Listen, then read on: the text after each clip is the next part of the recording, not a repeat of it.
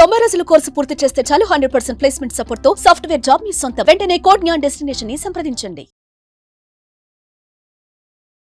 నమస్కారం అలగరి రవీంద్రనాథ్ గారు. నమస్తే అండి శ్రీ గారు. సార్, అమ్మకి ఎన్ని రకాలుగా ఆస్తి చెందుతుంది? ఆ చెందిన ఆస్తికి వారసులు ఎవరు? కొడుకుల, కూతుళ్ళ? అండ్ దాంతో పాటు ఈ ఆస్తి అనేది, ఈ ఆస్తి పైన హక్కు ఎవరికి ఉంటుంది సార్? తల్లి ప్రాపర్టీ ఎవరికి చెందుతుంది? కొడుకులక, కూతుర్లక? చాలా ఇళ్లలో దీనికి సంబంధించి చాలా సమస్యలు అయితే ఉంటున్నాయి. చాలామంది కూతుళ్ళు అమ్మ యొక్క ప్రాపర్టీ మాకే కావాలి, అమ్మ యొక్క బంగారం మాకే కావాలి, అమ్మ మాకు ఆడపిల్లల యొక్క హక్కు ఇది అని చెప్తూ చాలా ఇళ్లలో గొడవలు వస్తుంటే చాలా చోట్ల ఈ కేసులు కూడా మాకు వినిపిస్తున్నాయి. లీగల్ కూడా చాలామంది మాకు ఫోన్లు కూడా చేస్తుంటారు. అయితే దీనికి సంబంధించి హిందూ సక్సెషన్ యాక్ట్ 1956 యాక్ట్ ప్రకారం క్లియర్గా దీని గురించి ఇన్ఫర్మేషన్ అయితే చెప్పడం జరిగింది. తల్లికి ఆస్తి ఎన్ని రకాలుగా వస్తుంది. ఒకటి, తల్లికి ఆస్తి తను స్వార్జితంగా సంపాదించుకున్న ఆస్తి, తన ఉద్యోగం వ్యాపారం ఏదో చేసుకుంటూ సంపాదించుకున్నటువంటి ఒక ఆస్తి. నెంబర్ 2, భర్త తరపున వచ్చినటువంటి ప్రాపర్టీ. అంటే భర్త తరపు ఫాదర్ అంటే మామగారి తరపు నుంచి తనకి ఒక ఆడపిల్లగా వచ్చినటువంటి ఒక ఆస్తి. వంశపారంపర్యంగా నేను చెప్తున్నాను, అంటే ఆనువంశిక ఆస్తి, లేకపోతే ఏన్షియంటల్ ప్రాపర్టీ అంటారు. భర్త చనిపోతే అది కూడా వంశపారంపర్యంగా తనకు వచ్చే ఆస్తి ఉంటుంది. సో ఇదొక రకంగా వచ్చే ఆస్తి ఉంటుంది. ఇంకా మూడోది ఏంటంటే తన ఇంటి తరపు వారి దగ్గర నుంచి ఒక వాటాలు వేసుకునేటప్పుడు తన యొక్క తండ్రి తరపు నుంచి కూడా ఒక ఆస్తి తమకు సంపాదించి ఉంటుంది. అది కూడా వచ్చేది. ఇది కాకుండా స్త్రీధనం అంటాం.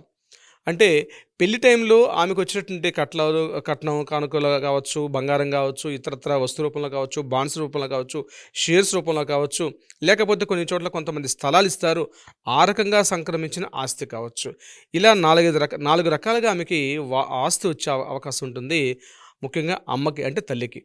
ఇక్కడ ప్రతిదాని సెక్షన్ 15 ప్రకారం ఏం చెప్తుందంటే ఈ ఆస్తి ఏ కేటగిరీస్ కిందన ఎలా విభజించబడి ఉంటుంది అనేది మనకి ఈ యాక్ట్ ప్రకారం చెప్తుంది. ఎలా చెప్తారంటే, ఇప్పుడు ఫర్ ఎగ్జాంపుల్ ఆమె సంపాదించుకున్న ఆస్తి ఉంది. అమ్మ తను స్వార్జితంగా తను సంపాదించుకున్న ఆస్తి ఉంది. ఈ ఆస్తి ఆమె ఎవరికైనా ఇచ్చే అధికారం ఆమెకుంటుంది. అంటే ఆమె దారిన పోయిన దానయ్య కూడా పిలిచివ్వచ్చు, ఎవరో ముఖం తెలియని కూడా ఇవ్వచ్చు, అనాథాశ్రమాలు రాయొచ్చు, లేకపోతే దేవాలయాలు రాయొచ్చు. తన ఇష్టం, తన చాయిస్ ఇది. సో తను సంపాదించుకున్న ఆస్తి తను ఎవరికైనా ఇచ్చే అధికారం నెంబర్ 1 ఇది ఉంటుంది. నెంబర్ 2, ఒకవేళ అమ్మ విల్లు రాయకుండా చనిపోతే అప్పుడు యాజ్ పర్ వారసత్వ హక్కు చట్టం ప్రకారం కొడుకులకి, కూతుళ్ళకి సమానంగా ఆ ఆస్తి హక్కు వచ్చే అవకాశం ఉంటుంది. తల్లి చనిపోయిన తర్వాత ఆమె విల్లు రాయకుండా చనిపోయిన పక్షంలో. ఇది ఒకటి. నెంబర్ 2, తండ్రి యొక్క తరపు నుంచి అంటే భర్త చనిపోయాడు, భర్త యొక్క వాటా ప్రకారం తనకు ఒక వాటా వచ్చి ఉంటుంది. ఆ ఆస్తి హక్కు ఎలా ఉంటుంది? ఆ సంక్రమించిన ఆస్తి ఇది తప్పనిసరిగా తన పిల్లలకి అది వారసత్వంగా వచ్చే హక్కు ఉంటుంది. తన కొడుకులకి, కూతురికి సమాన హక్కు ఉంటుంది. అదేవిధంగా తను స్త్రీధనం రూపంగా వచ్చినటువంటి ప్రాపర్టీ ఉంది. స్త్రీధనం అంటే తన పెళ్లిలో తనకి ఇచ్చినటువంటి ప్రాపర్టీ. అంటే నేను చెప్పినట్టుగా బాండ్స్ కావచ్చు, నగదు రూపంలో కావచ్చు, బంగారం రూపం కావచ్చు, ఇతరత్ర ఏ కారణాలు రీచ్ అయినా సరే తనకి ఆ రకంగా సంక్రమిస్తే కూడా దాని మీద పూర్తి హక్కు ఆమెకే ఉంటుంది. దానికి సంబంధించినటువంటి ఆస్తి వివరాలంతా కూడా ఆమె చెంది ఉంటుంది. కాబట్టి ఆమె ఎవరికైనా ఇచ్చే అధికారం ఆమెకు ఉంటుంది. ఇంకొకటి, తన పుట్టింటి తరపు నుంచి తనకు వచ్చిన ప్రాపర్టీ ఏదైతే ఉంటుందో తను కూడా ఆ ప్రాపర్టీని తన కింద ఉన్నటువంటి పిల్లలకి సమాన హక్కుల ప్రకారం కిందకు వచ్చే అధికారం ఉంటుంది. అంటే ఇక్కడ మనకు తెలిసిన విషయం ఏంటంటే, వచ్చినటువంటి ప్రాపర్టీ ఏదైతే ఉందో తను స్వార్జితంగా వచ్చిన ఆస్తి అయితే తను ఎవరికైనా ఇచ్చుకునే అధికారం ఉంటుంది. తనకు వారసత్వ రూపంగా వచ్చిన ప్రాపర్టీ ఏదైతే ఉంటుందో కింద పిల్లలకి అంటే కొడుకులకైనా, కూతుర్లకైనా సమానంగా అధికారం ఉంటుంది తప్పించి ఇందులో ఒకరికి ఎక్కువ, ఆడపిల్లలకి ఎక్కువ, మగపిల్లలు తక్కువ అనేది అయితే ఇక్కడ వివక్ష అయితే లేదు. డెఫినెట్గా వాళ్ళందరికీ కూడా ఈక్వల్ పార్ట్స్ అయితే వచ్చే అధికారం ఉంటుంది. కొడుకులకైనా, కూతుర్లకైనా అమ్మ యొక్క ప్రాపర్టీ ఏ రూపంగా వచ్చినట్లయినా సరే. అయితే ఇక్కడ స్థిరచరాస్తుల్లో మనం తీసుకున్నట్లయితే ఇప్పుడు మనం ల్యాండ్స్ విషయంలో చెప్పుకుంటున్నాం. అట్లా కాకుండా బంగారం విషయంలో కూడా, ఈవెన్ దో గోల్డ్ విషయంలో కూడా, షేర్స్ విషయంలో ఉన్న, బాండ్స్ ఉన్న, నగదు రూపంలో ఉన్న, ఏ ఇతరత్ర రూపకంగా ఉన్నప్పటికీ కూడా కొడుకులకైనా, కూతుర్లకైనా సమాన ఆస్తి హక్కు ఉండదు తప్పించి ఇందులో తల్లి ఆస్తి కాబట్టి కూతురుకి ఎక్కువ అని, కొడుకు తక్కువ అనేటువంటి ఈ భేదాభిప్రాయం అయితే ఎటువంటి తేడా అయితే లేదు సిరిగారు. దీనికి సంబంధించి సుప్రీంకోర్టు మనం సైటేషన్ చూసినట్లయితే 2017లో వచ్చినటువంటి ఉమాదేవి వర్సెస్ సుబ్రహ్మణ్యం కేసులో కానీ, 2019లో వచ్చినటువంటి విష్ణుప్రియ వర్సెస్ శంకర్ విషయంలో కానీ, అదేవిధంగా 2022లో వచ్చినటువంటి వైద్యుల హరీష్ వర్సెస్ కాంత ఈ కేసుల్లో కూడా క్లియర్గా సుప్రీంకోర్టు యొక్క జడ్జిమెంట్స్ ఏం చెప్తున్నాయంటే, తండ్రి యొక్క ప్రాపర్టీ ఏ రకంగా అయితే పిల్లలకి, కొడుకులకి, కూతులకి సమానంగా ఉంటుందో అదేవిధంగా తన స్వార్జితమైన ప్రాపర్టీ అయితే తను ఎవరికైనా ఇచ్చుకునే అధికారం ఉంటుంది, పిల్లలతో పాటు సమానంగా తన చాయిస్ విల్లు ప్రకారంగా అయితే. అలా కాకుండా తను వారసత్వంగా వచ్చిన ప్రాపర్టీ అయితే కొడుకులకి, కూతుర్లకి సమాన ఆస్తి హక్కు ఉంటుంది. ఒకవేళ కొడుకుల పిల్లలు ఎక్కువ ఉండి, కూతుర్ల పిల్లలు తక్కువ ఉన్నా మనవళ్ళకి కూడా వస్తుంది ప్రాపర్టీ. యాజ్ ఇట్ ఈస్‌గా మనవలకి, మనవరాళ్ళకి కూడా వస్తుంది. వారసత్వ రూపంగా వచ్చింది. ఒకవేళ ఫర్ ఎగ్జాంపుల్ ఒక కొడుకుకి ఒక ఇద్దరు పిల్లలున్నారు. కూతురికి ఒక్కరే కొడుకు గాని, కూతురు గాని ఉన్నారనుకుందాం. అంటే కూతురు పిల్లలు. ఇక్కడ భాగపంపకాలు చేసినప్పుడు కొడుకుకి ఇద్దరు కొడుకులు లేతే ఇద్దరు కూతురున్నారనుకుందాం. అప్పుడు వీళ్ళకి 2 ఓటాలొస్తాయి. అంటే కొడుకుకొస్తుంది. కొడుకుకి ఇద్దరు పిల్లలకి ఇంకొక 2 భాగాలు అంటే 3 భాగాలు వీళ్ళకి ఉంటాయి. ఇక్కడ కూతురు విషయానికి వచ్చేసరికల్లా కూతురికి ఒకటే కూతురు గాని, కొడుకు గాని అనుకోండి. వీళ్ళకి 2 భాగాలొస్తాయి. సో అదేంటది? మరి వాళ్ళకి 2 భాగాలు వస్తున్నాయి. మాకు 3 భాగాలు ఎలా అంటే కొడుకు ఎక్కువ భాగాలు తీసుకుంటాడని కాదు. అంటే ఎక్కువ మంది పిల్లలు లేకపోవడం మా తప్ప అంటే అది దీని విషయంలో చట్టం ఏమీ చేయలేదు. అది మీ తప్ప కాదండి. తప్పొప్పుల ప్రసక్తి ఇక్కడ కాదు కాబట్టి కూతురికైనా ఈ యొక్క ఎగ్జాంపుల్ నాట్ ఓన్లీ కూతురికే కాదు నేను చెప్పేది కొడుకు కూడా వర్తిస్తుంది. ఒకవేళ ముగ్గురు అన్నదమ్ములు ఉన్నారు. ముగ్గురు అన్నదమ్ముల్లో ఒకడికి ఒకటే పిల్లడు ఉన్నాడు. మిగిలిన ఇద్దరికి ఒక ఆయనకి ముగ్గురు ఉండొచ్చు. ఒక ఆయన ఇద్దరు ఉండొచ్చు. ముగ్గురుంటే 3 భాగాలు వస్తాయి. ఇద్దరుంటే 2 భాగాలు వస్తాయి. ఒక్కరే ఉంటే ఒక భాగం వస్తుంది. అంతే తప్పించి వాళ్ళకి ఎక్కువ మంది పిల్లలు ఉన్నారు కాబట్టి వాళ్ళు ఎక్కువ వాటా తీసుకెళ్ళిపోతున్నారంటే కుదరని పని.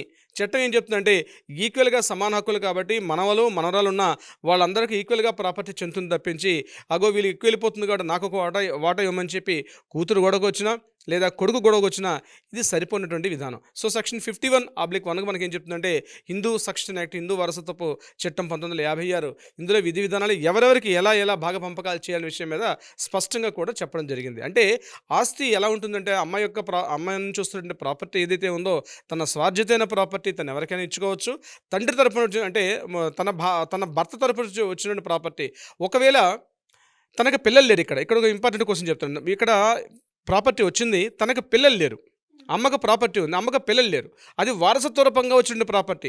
ఇటువంటి సందర్భంలో మళ్ళీ ఎవరికి వస్తుందంటే భర్త యొక్క సోదరులు ఎవరైతే ఉన్నారో వాళ్ళకి ఈ ప్రాపర్టీ మళ్ళీ రివర్స్గా వెళ్ళిపోయే అవకాశం ఉంటుంది. కాబట్టి పిల్లలు లేని పక్షంలో అంటే దత్తత తీసుకోకపోయినా తనకు స్వాధితంగా అంటే తన సొంత పిల్లలు లేకపోయినా అట్లీస్ట్ దత్తత తీసుకోకుండా పిల్లలు లేకుండా ఉన్నటువంటి పక్షంలో మాత్రమే ఒకవేళ తండ్రి అంటే భర్త తరపున వచ్చిన ప్రాపర్టీ ఏదైతే ఉందో ఆ ప్రాపర్టీ మరలా యాస్టిస్గా భర్త తరపున ఉన్నటువంటి అన్నదమ్ములు కావచ్చు, అక్క చెల్లెలు కావచ్చు, ఆ ప్రాపర్టీ ఆఫ్టర్ చనిపోయిన తర్వాత అంటే ఈ తల్లి గారు చనిపోయిన తర్వాత ఈ ప్రాపర్టీ మళ్ళీ వెనకకి అంటే సోదరులకు కావచ్చు, అంటే భర్త తరపు ఉన్నటువంటి సోదరులు కావచ్చు, సోదరులు కావచ్చు వాళ్ళకి ప్రాపర్టీ వెనక్కి వెళ్తుంది. ఎట్టి పరిస్థితులు అంటే ఎప్పుడైతే వీళ్ళకి పిల్లలు లేని పక్షంలో మాత్రమే. ఇక తన తరపు వచ్చినటువంటి తన అమ్మగారి తరపు నుంచి తనకు వచ్చినటువంటి ఏదైతే తన ప్రాపర్టీ ఉందో ఆ ప్రాపర్టీ కావచ్చు, స్త్రీధన రూపంగా కావచ్చు, ఆ ప్రాపర్టీ కూడా ఇదే విధానంగా వెనక్కి వెళ్ళే అవకాశం ఉంటుంది. సో పిల్లలుంటే పిల్లలకి ఎక్కువ మంది పిల్లలు అని చెప్పి ఎక్కువ భాగాలు వస్తాయి, తక్కువ మంది పిల్లలు ఉంటే తక్కువ భాగాలు వస్తాయి. సో ఇక్కడ కూతుర్లు నాకు తక్కువ భాగం వచ్చిందని చెప్పి కొడుకులు అంటే అన్నదమ్ముల మీద కూడా కోర్టుకు వచ్చే సందర్భాలు అనేకం కనిపిస్తుంటాయి. సో ఇక్కడ క్లియర్గా చట్టం ఏం చెప్తుందంటే అట్లాంటి కుదరదు. ఇక్కడ ఎలా ఉంటుందంటే కూతుర్లకైనా కొడుకులకైనా సమాన భాగ పంపకాలు జరుగుతాయి కాబట్టి దానికి తగ్గట్టుగా ఆ ప్రాపర్టీ విధి విధానం ఉంటుంది. అంటే తల్లికి ఇక్కడ 4 రకాల ప్రాపర్టీలు వస్తాయి. ఒకటి తన స్వాధీన ప్రాపర్టీ, తన భర్త తరపున వచ్చిన ప్రాపర్టీ అంటే తన మామగారి తరపున తనకు వారసత్వంగా వచ్చిన ప్రాపర్టీ, ఇది కాకుండా తన తండ్రి తరపు నుంచి వారసత్వంగా వచ్చిన ప్రాపర్టీ, ఇది కాకుండా స్త్రీధన రూపంగా తనకు వచ్చిన ప్రాపర్టీ. ఇట్లా 4 రకాలుగా స్త్రీకి ప్రాపర్టీ వచ్చే అవకాశం ఉంటుంది సిరిగారు. సో మరి ఎవరికైనా కూడా ఇలా ప్రాపర్టీ విషయంలో అంటే అన్నతమ్ముల మధ్య కావచ్చు, లేదు అంటే ఆస్తి విభాగంలో ఎవరికైనా కూడా ఎలాంటి ఇష్యూస్ ఉన్నా కూడా లీగల్ పరంగా వెళ్ళాలి అనుకునే వాళ్ళు ఎవరైనా కూడా మీకు గైడెన్స్ కావాలి అంటే ఎలా మిమ్మల్ని అప్రోచ్ అయ్యే ఛాన్స్ ఉందంటారు సార్? డెఫినెట్గా సిరి గారు దీనికి సంబంధించి కింద స్క్రోల్ అవుతున్న నెంబర్ని కాంటాక్ట్ చేయగలిగితే మన లీగల్ టీం వాళ్ళకి అప్రోచ్ అవ్వరు. దీనికి సంబంధించి ముఖ్యంగా ప్రాపర్టీ సంబంధించి భాగ పంపకాలు కావచ్చు, విల్లు కావచ్చు, లేకపోతే సోదరుల మధ్యటువంటి భాగ పంపకాల్లో తేడాలు కావచ్చు, ఎటువంటి వివాదాలున్నా లేకపోతే సలహా సంప్రదింపులు కావాలనుకున్నా కింద స్క్రోల్ అవుతున్న కాంటాక్ట్ అవుతున్న నెంబర్ కానీ కాంటాక్ట్ చేయగలిగితే డెఫినెట్గా లీగల్ టీం వాళ్ళకి అప్రోచ్ అవుతారు. సరైనటువంటి న్యాయ సలహా పరిష్కారం కూడా ఇచ్చే దిశగా ప్రయత్నం చేస్తారు. Thank you sir. Thank you so much. Thank you so much అండి సిరి గారు.